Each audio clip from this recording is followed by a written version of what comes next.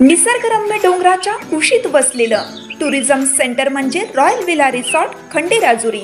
Swimming pool, boating, rain dance, दूरदर्शन, झुलता पूल, ट्रेकिंग, फनी गेम्स तसेच राहण्यासाठीही लॉजिंगची सोय, जेवण नाश्त्याची सोय, शालेय सहल व प्री वेडिंग फोटोशूटसाठीही उत्तम ठिकाण। जीवनातील अनमोल आनंदाचे क्षण साजरे करण्यासाठी एक वेळ अवश्य भेट द्या।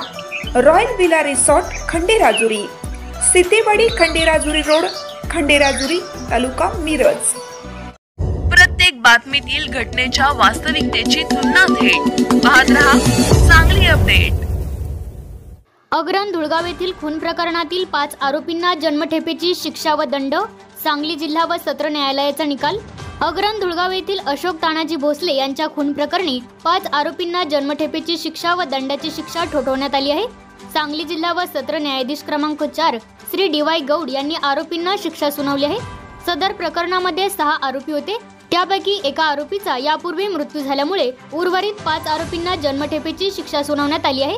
संदीप दादासो चौगुले, विशाल बिरुदेव चौगुले, नानासो उर्फ सागर माणिक चौगुले, कुंडलिक उर्फ कोंडीराम पांडुरंग कनप आणि विजय अप्पासो चौगुले अशी जन्मठेपेची शिक्षा सुनावलेल्या आरोपींची नावे आहेत। या कामी सरकारी पक्षातर्फे प्रमुख जिल्हा सरकारी वकील ॲडव्होकेट प्रमोद अंकुश भोकरे यांनी काम पाहिले।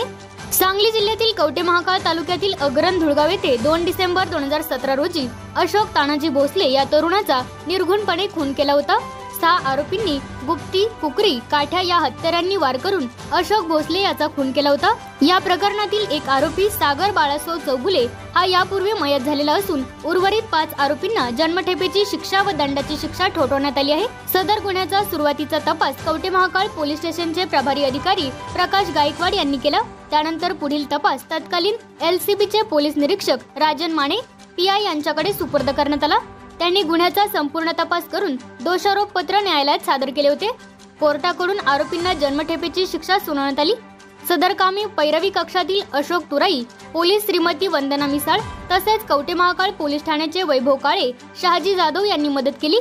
त्याचप्रमाणे सांगली जिल्हा न्यायालयाचे पैरवी कक्षातील इतर पोलिसांचे सहकार्य मिळाले।